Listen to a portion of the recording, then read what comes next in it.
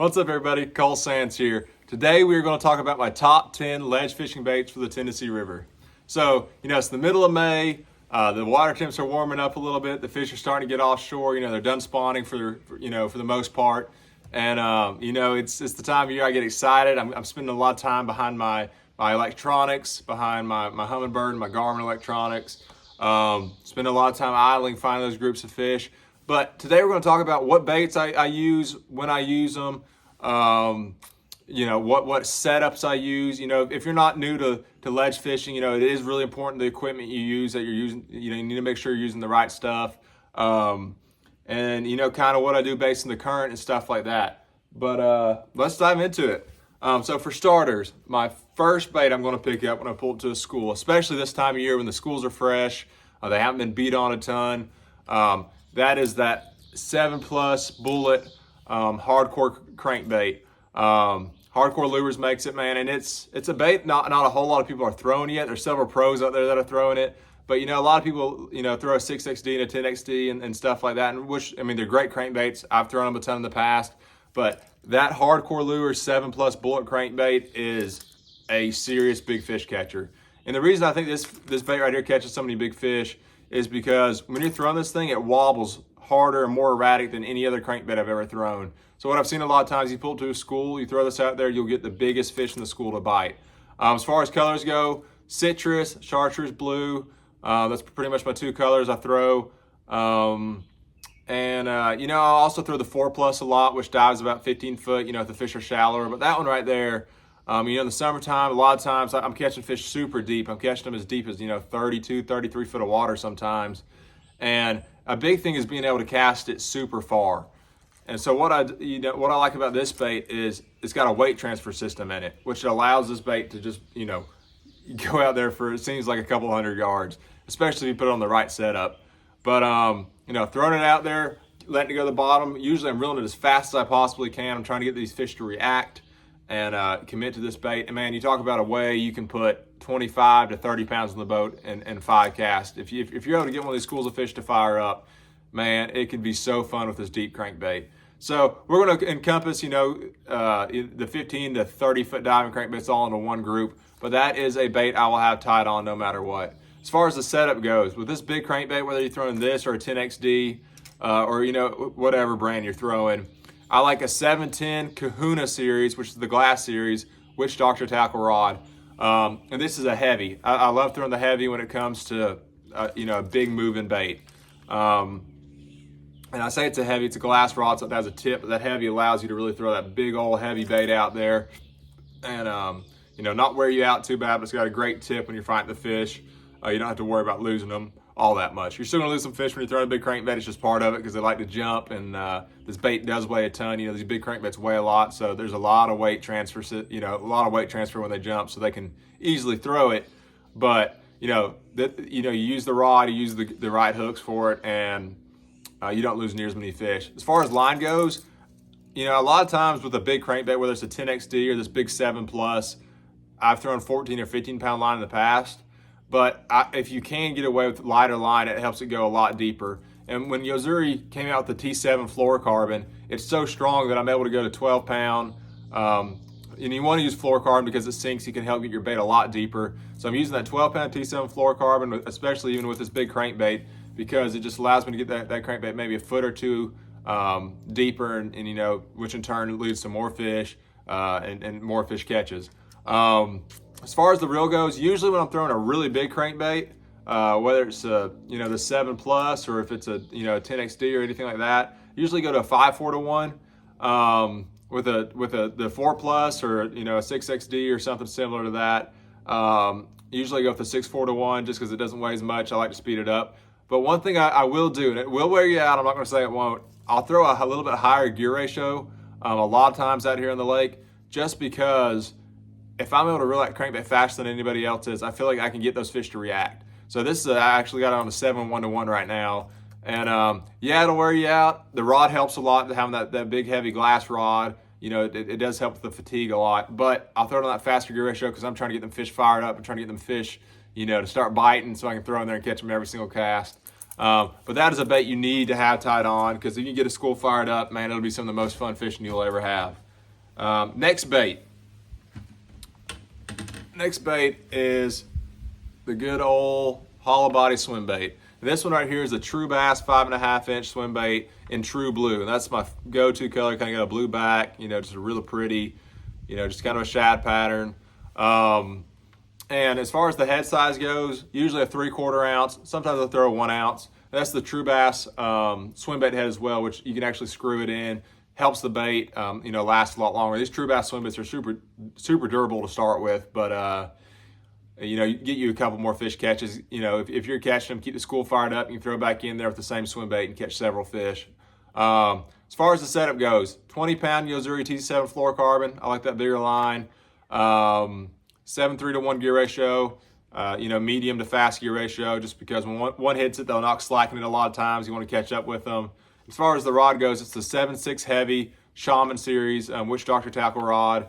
This thing is super light, but it's powerful. It's amazingly powerful. Got a little bit of a tip on it, which allows the fish to load up, but it's got a great backbone. You can really horse those fish in, put them in the boat, and go catch you another one. Another bait. So that's 2 baits so far, the crankbait, the swim bait.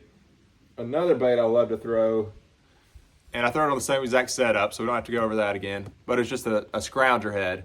When I throw that, I'm almost always throwing a 1 ounce. Because I'm usually fishing in 18 to 30 foot of water, letting it go to the bottom, kind of using it the same way, just reeling it, keeping it slow. Sometimes about halfway back, I'll kill it, let it go to the bottom again, kind of start it back up. And it's a very similar bite. Just kind of the same thing here though. Usually I throw a 5-inch swim bait on the back. I've thrown a 7-inch. That's just the Jerky J swim bait that a lot of people love to throw on the scrounger. A fluke works great. Hog Farmer makes a spunk shad. The bigger spunk shad works great on it. Just kind of whatever you like. Just stick with the same shad patterns. As you can tell, I like kind of that blue top whenever I'm on the Tennessee River. But throwing that on the exact same setup, great bait. That'll catch you a lot of fish, catch you some big ones. And what I've noticed a lot of times in the Tennessee River is if you can get the fish to bite a moving bait, a lot of times your average size will be a little bit better. With that being said, I catch giants every year on finesse stuff. My clients catch giants every year on it. So that's not always necessarily true, but it's true a lot of times. So there's 3 baits so far. Next bait we'll talk about, and this was my bait last year. If I had to choose a bait that got me more big bites than anything else did, it was the True Bass Shuttlecock hair jig. I think it's the 5/8 ounce size. I think they only make one size, so it's easy to choose when you're going on their website. But when it comes to hair jigs, I've thrown a bunch. That is the best hair jig ever made. I can promise you that much. Every fish I set the hook on last year, it seemed to be over 4 pounds with that thing. Caught a 9-pounder on it, caught a ton of 5 to 7 pounders on it. And the deal with that, you want to throw it out there, let it go to the bottom, reel it super fast and kill it. Your bites are going to come and your line's falling. You want it to fall on a pretty slack line, maybe a semi-slack line, and it's just going to be tick. That's all you're going to feel. And when one bites, you want to reel as fast as you can and pull into them. Don't have to set the hook super hard, but you want to reel that line up. Because of that, like a 7.5 to 1, 7.3 to 1 gear ratio, something like that. As far as the rod goes, that's a Voodoo 2 Witch Doctor Tackle Series rod. 7.2 medium heavy. I like a little bit lighter rod, just because that medium heavy's got a little bit more tip, which allows me to really, let the fish load up on it. Because these fish, if you watch them eat it a lot of times, they'll just kind of nip at it. You'll feel tick, tick, tick, and then when you're throwing that little bit lighter action rod, it helps the fish load up on it. But that's definitely one of my go-tos. As far as the line goes, I'm throwing 16-pound T7 fluorocarbon. I like the 16-pound opposed to 20-pound, just because the 16-pound, I feel like it falls a little bit more natural. Like I said, medium to fast gear ratio. Sorry if the lighting's a little bit messed up. Medium to medium fast gear ratio on that bait. But that's one of my go-tos. Be sure to throw it this year because it seemed to get some of the biggest fish out of the school. Another bait that I throw kind of on the same setup a lot of times is a 4 or a 5-inch flutter spoon. It's kind of the same concept as the hair jig. It's trying to look like a dead shad. Throwing it out there, letting it go to the bottom, and just snapping it up. Ripping it up, letting it flutter back down. The bites are going to come in the fall most of the time. If I'm throwing the 4 or 5-inch spoon, I'll throw it on either 16 or 20-pound fluoro. Now when it comes to a Magnum spoon, I'll throw a completely different setup. But as far as this spoon goes, still like a 7.2 medium heavy. This isn't a super heavy bait. It has a little bit of a tip, which allows it to load up. But if I'm throwing the Magnum spoon, I usually go with a little bit heavier action rod. I'm usually throwing actually one of my punching rods, because that Magnum spoon is like 8 inches long, and it weighs a lot. Usually I'm throwing my what's it called? The Oracle. Usually throwing the Oracle, which is a rod that was intended for heavy pitching and flipping, but it makes a great spoon rod, Magnum spoon rod. Or I throw my Hydrilla Gorilla, which is one of my punching rods. It's like a 7.9 extra heavy, but it allows you, when you pull into one. When I'm throwing that big spoon, one thing too, when I hook a fish on it, I don't baby it. I reel it in as fast as I can, boat flip it. Or, if it's a tournament where I'm allowed to have a net man, or it's a team tournament, I'm sure that the guy's there with the net ready. But I don't play with them and let them jump, because that spoon just weighs so much, they'll throw it. Kind of the same deal with the big crankbait, that 7 Plus. It's such a big crankbait. I don't play them a whole lot on it. Usually I hook one and I kind of horse them in, put them in the boat. If I'm throwing that 4 Plus, it's a kind of a smaller body. I might play them a little bit more. But with that big bait, that big crankbait, that big spoon, usually I'm kind of horsing them in and just putting them in the boat. But let's see what's next. So we talked about the spoon, we talked about the hair jig, the scrounger, the swim bait, the crankbait. Let's slow down a little bit. We get out there in them ledges, it's they're not pulling a ton of current, the fish just aren't fired up for some reason. There's really 2 baits I really like to throw. The first is a football jig. This right here is a little bit more of a finesse style. This is a little tungsten finesse football jig. I will throw the big, just full-size football jig a lot, 1/2 ounce or 3/4. Depends on the current a lot of times, how deep you're fishing. But that's just a great bait. A lot of times you just drag it and they'll bite it. Other days I kind of stroke it up, let it fall, and they kind of hit it more like that when it looks like a fleeing crawfish.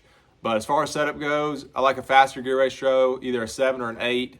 I use 16-pound line for the finesse jig. If I'm going just a full-size football jig, I use 20. And as far as the rod goes, 7.2 medium heavy for the finesse, 7.2 heavy for the full-size football jig. Both work great. And it's just one of them deals, it looks just like a crawfish. You drag it around, gets you some big bites. And then another bait that I use on the same exact setup is the old Magnum shaky head. And as far as the head size goes on this deal, it depends a lot on the current. If there's not a ton of current, or if I'm fishing a little bit shallower, maybe on top of some bars, I'm throwing usually like a 1/4 ounce. If there's a lot of current, I'm going to go with a 1/2 ounce. Usually don't go a whole lot heavier than that. I have gone with a 3/4 ounce in extreme current before. But man, you talk about a great bait when these fish are just pulled off bed. They're post spawn. They like a big meal, and that big old 8-inch worm is a great way to catch a big one. As far as the worm goes, I'm throwing a Fishco 8-inch finesse worm. And what's cool about this worm is a lot thinner profile than most Magnum worms, so you get a lot more action whenever you hit a stump or hit some shell. When you're dragging over it, man, that tail's just doing a lot. As far as color goes, same with the jig. With the jig, I almost always go just green pumpkin or something somewhat close to that, something that looks really natural. As far as color goes on that big 8-inch finesse worm by Fishco, usually it's a plum color, or I'll go with just a green pumpkin or something pretty natural. But plum, apple, plum crazy, something like that, or green pumpkin's my go-to. Rod setup, same as the jig, 7.2 heavy, 20-pound T7 fluorocarbon's my go-to. And what's cool about the Fishco stuff too, they put bait fuel in it, and I'm sure you've heard a lot of pros talk about how good that stuff is. And I've been using it a lot, and it does seem to get a lot of bites, especially when the bite's a little bit tough. So that's 2 more baits: that football jig, that big shaky head. When you can't get them to bite those moving baits, when they won't bite that swim bait, they won't bite that crankbait, just slow down. Some days, like I had a guide trip this past week, you just had to really slowly drag on we were fishing a little shell bar, feel every little bit of shell, and the fish would come over there and they'd finally eat it. It wasn't fast and furious, but if you stuck with it, drug those baits around, you'd get some bites. So far, we talked about the crankbaits, we talked about the spoons, we talked about the hair jig, we've talked about the swim baits, the scroungers, the football jigs, the big shaky heads. And then the last 2 we'll talk about are probably my go-to baits when I'm guiding throughout the summer, and when the bite's tough, when I'm not getting a lot of bites And don't think for a second these baits don't catch big fish, but one's a Dropshot, one's a Neko rig, and we'll talk about both of these. You know, a Dropshot's a bait, it's a fish catcher. It's, you know, this isn't really a secret anymore by no means, but when it comes to ledge fishing, you need these fish to fire up, or if you can't get them to fire up and you just need to pick a couple fish off to try to fill out your limit, that Dropshot is a go-to. With that being said, though, we always catch some 5 and 6 pounders every year on this deal, and several of them, several really good fish. As far as the rod setup goes, 7'2" medium action witch doctor tackle, Shaman series spinning rod. The Shaman series is their highest end, super sensitive, doesn't weigh much at all. As far as line goes, 10-pound Yo-Zuri T7 braid. Usually throw that to a 10-pound. Well, excuse me, I said T7 braid. It's their super braid, 10-pound though, because it's super strong and allows you to cast really far with that, with the small diameter.